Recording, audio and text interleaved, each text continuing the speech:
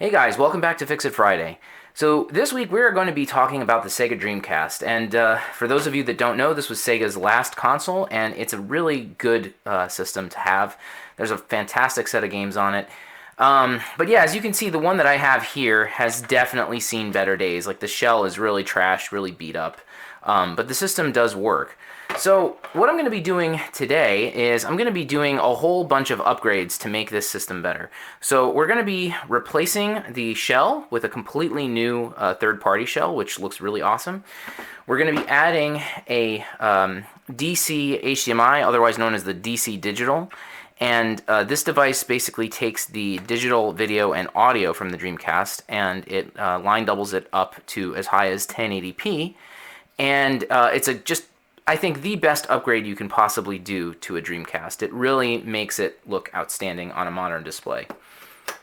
And then we're also going to be adding an optical disc emulator, and I feel like this is the kind of thing that is going to be increasingly necessary for Sega Dreamcast because when the lasers on them die, it's really hard to find replacements. To this day, I haven't actually found a good replacement for those lasers. They never seem to work. So I feel like, you know, as these consoles age, and these GD-ROMs, you know, stop working. Increasingly, if you're going to want to play Dreamcast on original hardware, you're going to have to resort to something like this. So yeah, we're going to combine all of those things together and take this, you know, trashy, kind of beat-up Dreamcast and really make it look amazing. All right, let's get started. All right, so I've got the case unboxed, and you can see just how really cool this thing is. It's a nice, like, kind of smoky, transparent plastic, and it has the right kind of look and feel to the original Dreamcast, so I think this is going to look really nice compared to that rusted out, kind of crappy-looking shell. So the first order of business is we need to make a couple of modifications to the shielding on the Dreamcast. So first thing we're going to do is we're going to clip off some pieces of the metal, so specifically right here, and then this entire back portion over here. And that's really easy. All you got to do is just have a set of flush cutters, and you just kind of clip right here. And then I'm just going to use these guys, these flat pliers, and I'm just going to go back and forth and just mechanically remove this piece of metal.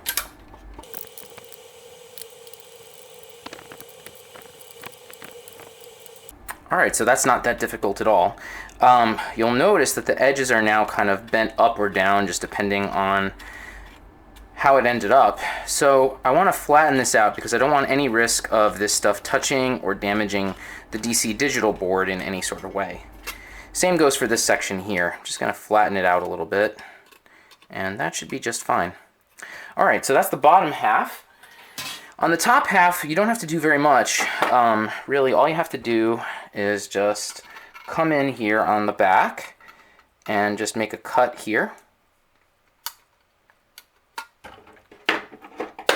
And then come in with your pliers again, and we're just going to remove this little piece right here, which comes out very simple.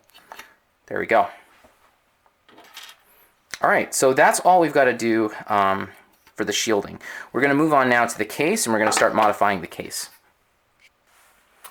Okay, so this is the case, the bottom half of the case, and we do have to make a few small changes to it, but nothing really serious. So what we've got to do is we've got to take our flush cutters, and we have to kind of whittle down this little plastic nub. I think this is probably something that's part of the manufacturing process, and it's a little bit tall, and it kind of bumps up against the DC Digital, which is going to end up going like here. And you can see it kind of makes it bend a little bit. So we're going to go ahead and just whittle this down so that it's flush with the rest of the plastic. And then this is a screw post that's not necessary, so we're going to start with that. We're just going to go ahead and just clip it down the middle with our flush cutters, and then just kind of peel it away, and it'll come right off without much difficulty.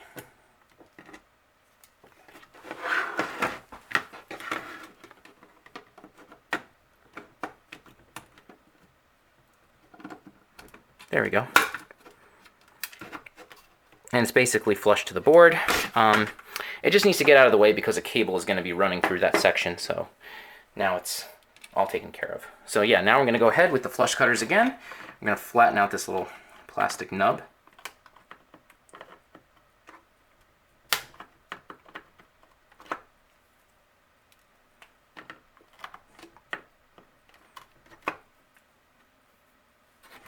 Okay.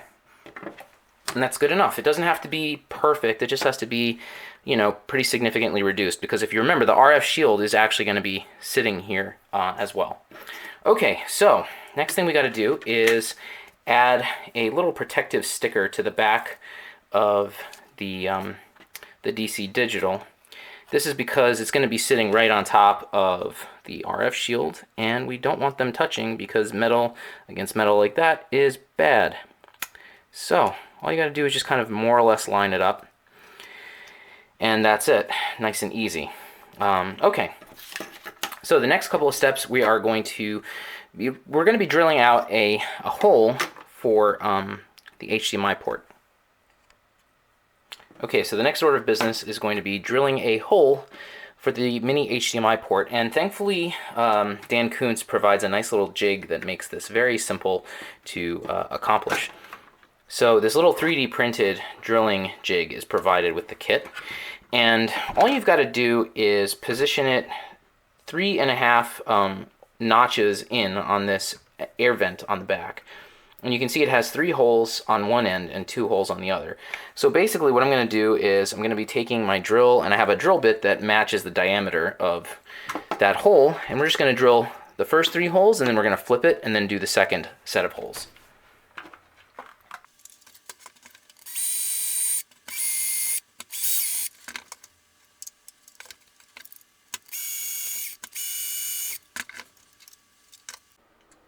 Alright, so as you can see, the that little jig for drilling does a pretty decent job. It gets most of the material that you need out of the way, and so now what I'm going to do is I'm going to use a craft knife to just cut out the remainder of this. I would also suggest that you could also use a set of metal files to do this, and that might actually make the job easier. I just don't happen to have them at the moment, unfortunately, so I'm going to use this craft knife instead.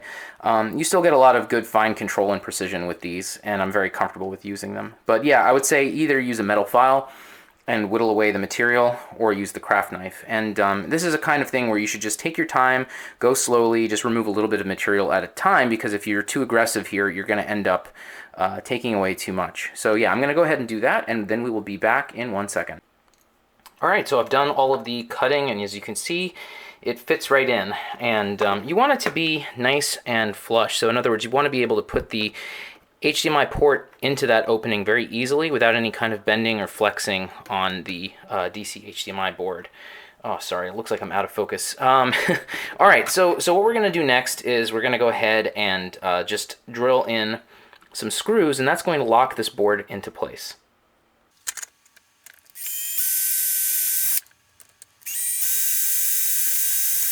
Okay, so now that that's all taken care of, I'm going to take all these parts out and make sure all those little metal flecks are out of the case. I just don't want them floating around and potentially touching stuff and creating problems later on. So I'm going to do that, then I'm going to go ahead and screw this down into position, and then we're almost done. We're going to get started soon with the exciting part of the mod.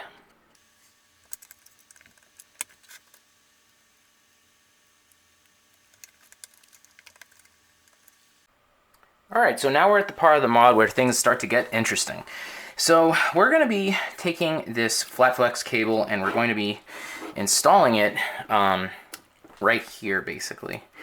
So it's going to more or less line up like so. And most of our attention is going to be centered on these 2 chips. This IC301, this is the processor for sound, and this little guy here, IC401, this is the RGB encoder.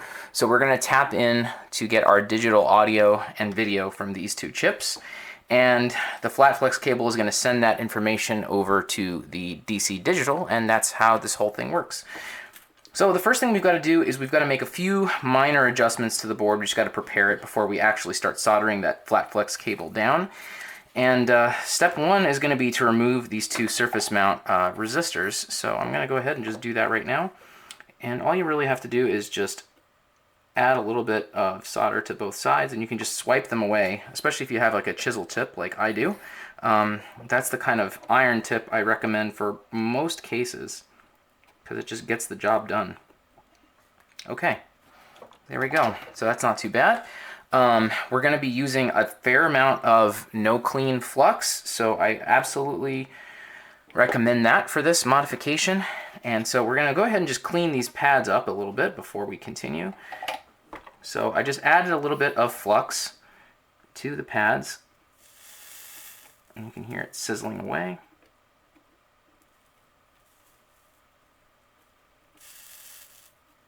There we go.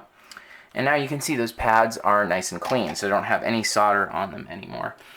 And then the board is going to be tapping in right here on the negative end of this capacitor, and it requires a decent amount of heat, so it helps to kind of tin it in advance and prepare it for that step in the mod. So we're going to come in, just add a little bit of extra solder to that negative point. There we go. Okay, so that's all set. So now we're going to go ahead and just clean up this region with some alcohol, and then we're going to get ready to add in the flat flex. Okay, so I've got the flat flex just kind of loosely in position of where it needs to be, and hopefully you can see this on camera, but basically you need to have 3 pins on the right hand side of the sound chip that aren't touching the flat flex, and then 2 pins on the left chip, on the left side of the chip that are not touching the flat flex.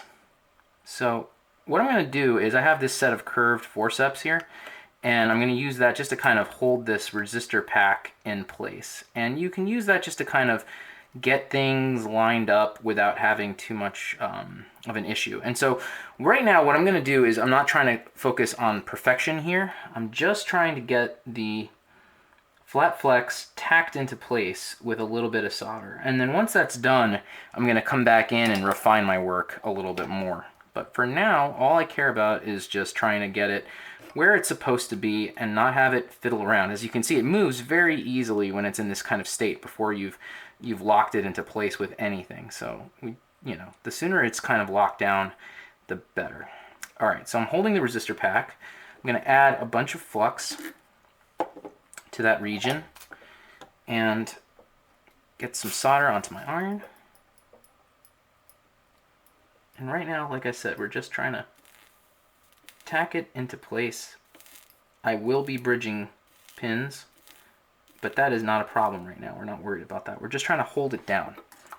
Okay, so that's good. So now we're going to do a similar kind of thing to the RGB encoder. The RGB encoder is honestly the trickier of the two because, as you can see, the contacts need to be made on 2 sides of the chip, and you don't want any kind of mismatch here. You want to have a nice solid connection with all of those pins. So I'm going to go ahead and basically do the same thing. And again, I'm not looking for perfection here. I'm just trying to get it locked down.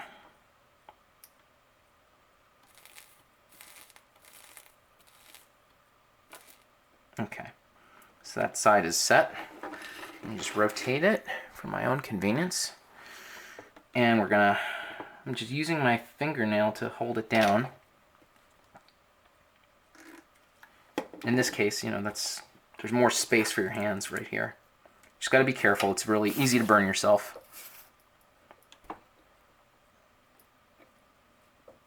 Okay, so just like before, just going to come in. Okay, so now that's tacked in, and again, it's not perfect, it doesn't have to be. That's not the point right now. Alright, so next thing we're going to do is we're going to start soldering in some of these easier connections that are down here. There's like a few little guys that need to be soldered into place. So, for example, I've got this little resistor right here. Those two need to be connected.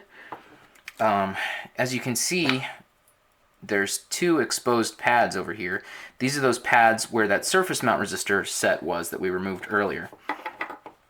So I'm going to go ahead and do these. These are actually kind of pretty important. So if you do a bad job of soldering this, you can have issues with sync on the multi-out, and it'll be very noticeable and visible. So you want to be actually really careful about this. And I actually, later on, I'll show you I like to test continuity on all of this stuff just to make sure I have good connections before I reassemble the Dreamcast. So as before, I'm going to add some flux, and we're going to add some fresh solder to the tip. Just hold this in place, push down on the flat flex, and I make sure there's actually a decent amount of dwell time. I make sure I hold down and make sure there's a decent amount of solder here so that the connection is like rock solid. Because if this connection becomes loose, you'll see like issues with sync. You'll have like double images on the screen, and you'll have problems. And it's related to these two pads here. But thankfully it's easy to fix. You know, you just have to hold it down, make sure there's plenty of flux, give it some time, and just lock it into place. Okay, so while I'm here, I'm also going to solder this little point here. You can see that there's like a small bit of, there's like an unused pad here, and there's a connection that needs to be made. There we go. So that's done. And there's also a point right here with this capacitor. That was the one I was talking about earlier. So let's go ahead and take care of that.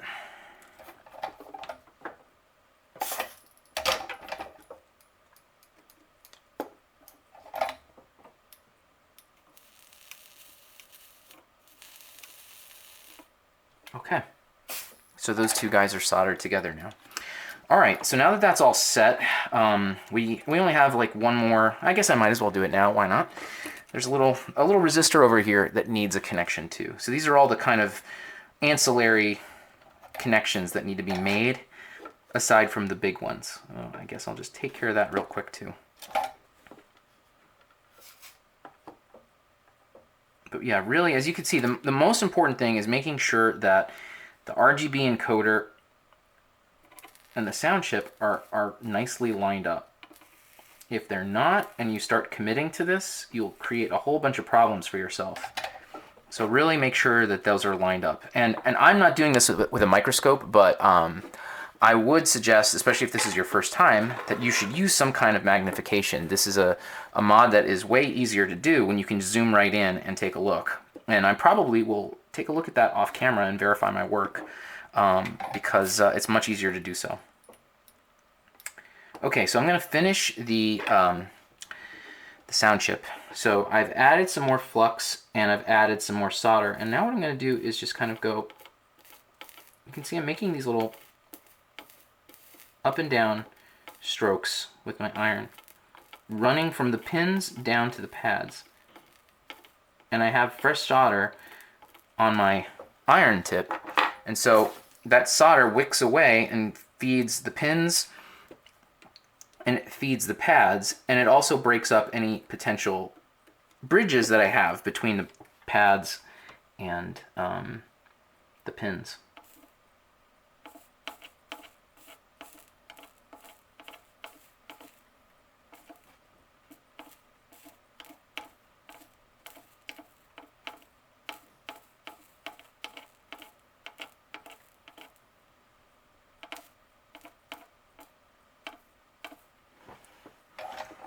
Okay, so that is pretty decent. I can see just by my eye here that none of the pads are bridged any longer, and all of them are making a connection. I'm going to verify this later on with a microscope off camera, but at least for now, things are looking very good. Okay, so now we're going to do the same kind of procedure here to the RGB encoder, and like I said before, I think this is actually the harder step. The sound chip is a little bit easier, in my opinion, but we're going to follow the same methods. Just go up and down.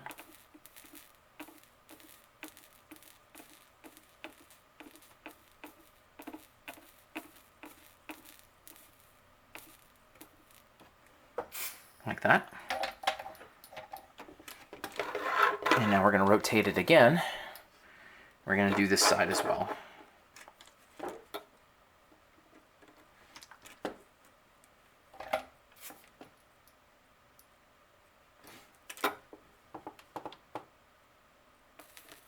Nope, there's a big bridge there.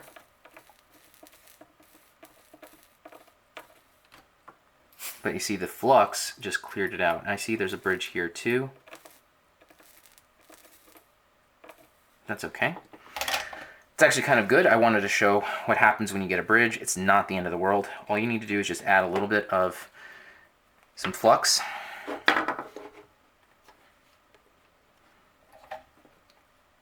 And with a braid,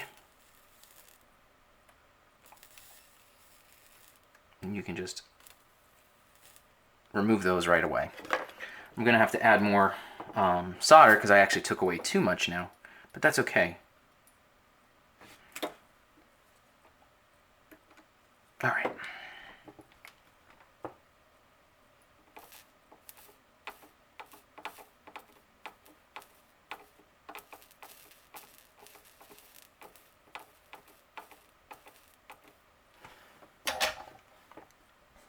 Okay, so that's about it.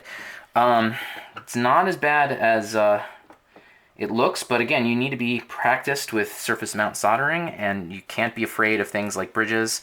You also don't want to use a very high temperature on your iron when you're doing this as well, because you can easily burn up this cable if you're cooking it too high. Okay, so off camera, I'm going to go ahead and just verify my work with the microscope, and then I'm going to show you some tricks that I use just to test out everything before I seal up the Dreamcast and finish up the mod. Alright, so I took a look under the microscope and I verified that all of my connections were fine. I didn't see any bridges, all of the pins were connected to their correct pads. So what I'm going to do now is just a little bit of testing, and what I like to do before I button everything up is I go up from pin to pin, and I want to just see if I have a connection in the correct place. So I have a multimeter here, and it's in continuity mode, and I just run from pin to pin and make sure that those legs are actually connected to something. And as long as they are, then I'm confident that these connections are good. You don't have to do this. This is not mandatory, but it just saves you a lot of time. If you think there's a bad, or if there happens to be a bad connection here, it takes a long time to find that out. You're gonna have to reassemble the Dreamcast and test it, and then you find that there's a bad connection, and then you have to come all the way back here, and then you have to resolder some of those connections. And honestly, it's annoying.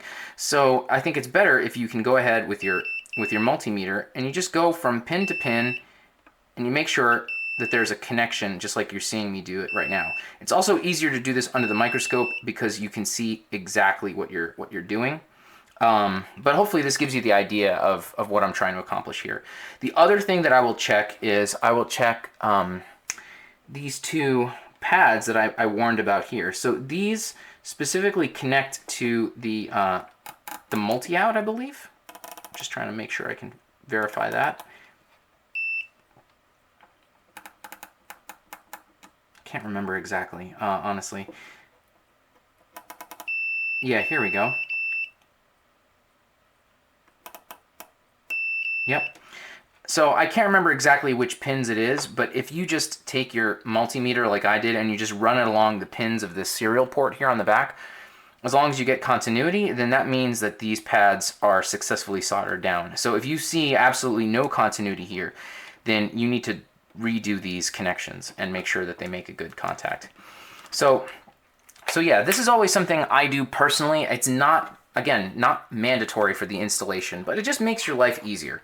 Another very important thing, which a lot of people neglect, and it's really bad, is make sure you clean your board. So flux, even though it says it's no clean flux, is not exactly perfect. It will make a mess. It leaves residue behind.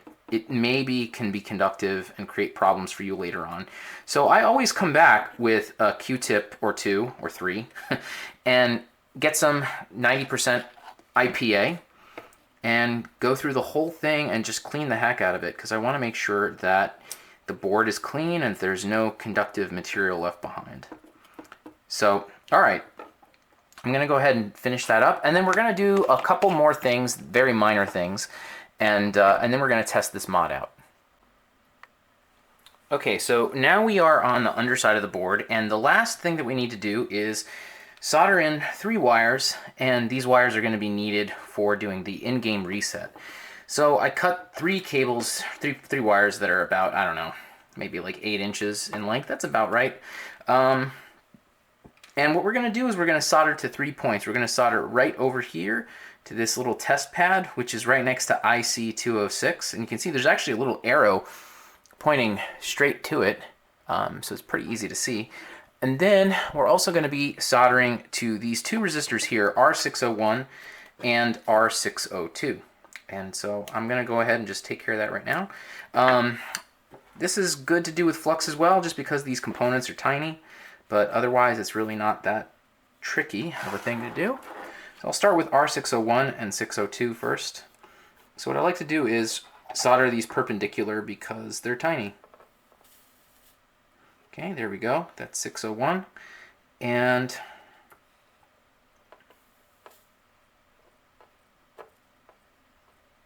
add a little more solder to that one. It's not really in there quite nicely. It's also a little bit too big. Let me just shorten this even more. There you go. So having them perpendicular gives it a little bit more strength, I think, the connection. Okay, so there's 601 and 602. That's done. And let's see, where are we? Here we go. Sorry about that. So right here is the test pad that we need for reset.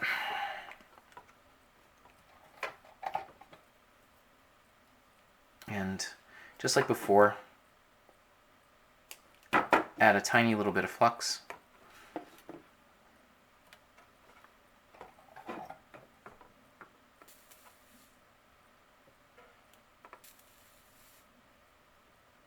And there we go.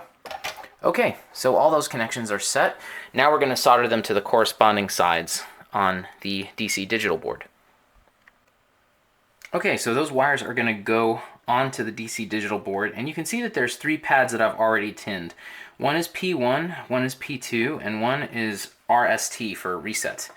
So I'm going to bring the wires close to the DCDigital, and we're going to go ahead and solder those in. So blue, in my case, is reset. That was that test pad that was all by itself. And then, let me just shorten these a little bit, but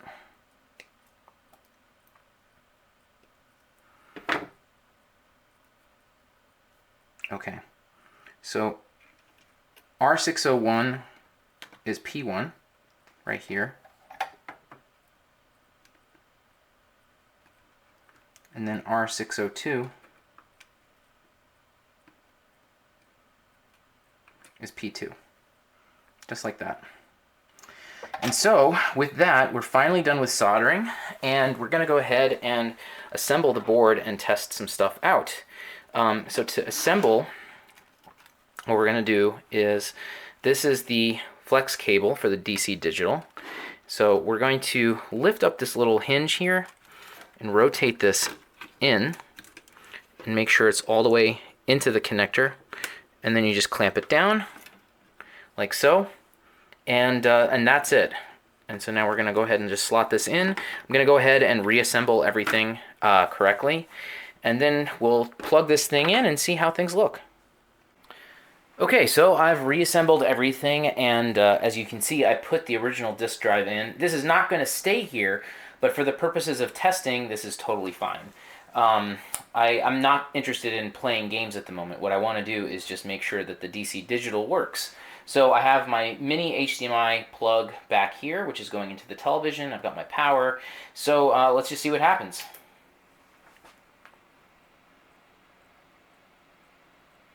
Okay, that's awesome. All right, so the system boots up just fine. And we've got sound. So now what I'm going to do is I'm going to go ahead and we're going to test the mod itself to see how it looks. So to do that, what you have to do is go into the memory card managing section of the operating system. And at that point, then you're going to hit the button combination for the on-screen display. So what that is going to be is X, A, Start, and the 2 triggers. So when I press those like this, you can see I get this overlay now. So yeah, I've backed out of that menu, so I'm going to hit A to go back into it. And so here in this menu, you can change all sorts of things about your DC Digital, including your output resolution. I'm not going to do that quite yet. The first thing I want to do is go to this test info page and then hit R. And if you're in the memory card management section of the operating system, then you should see a whole bunch of hearts, just like I do right here. So when you have that and there's no X's, then that means that all of those points on the RGB encoder are making good contact. That means that the mod has been installed correctly. So if you see a whole bunch of hearts here, and if you've got sound and everything is looking normal, then congratulations, you have successfully done this modification. All right, so that's awesome.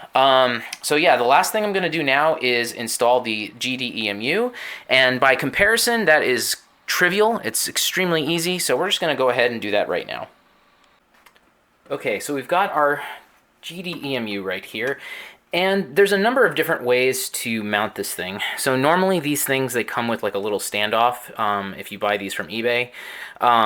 These are, by the way, clones. The original manufacturer of this usually provides something a little bit different.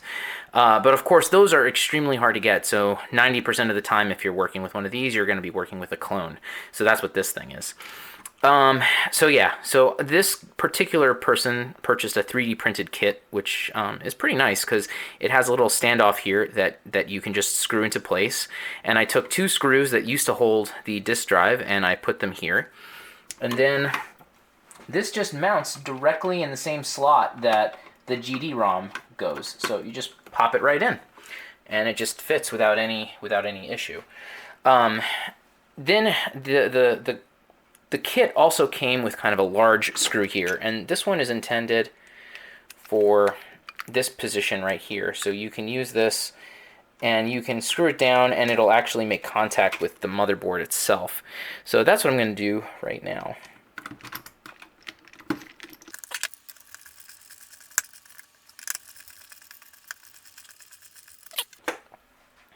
All right, so that's basically all set. This isn't fully down, but really I just wanted to make sure it makes contact with this RF shielding. So that's about it. And so from here, what I'm going to do is I'm going to be adding this SD card extension cable. So this is going to go on the top of the shell, and then this SD card extender basically plugs in over here. And together, that's going to just make it nice and convenient for the customer to, you know, access the SD card and push this button here to change disks. So I'm going to just install that really quick, and then we'll be back in a second with the final result.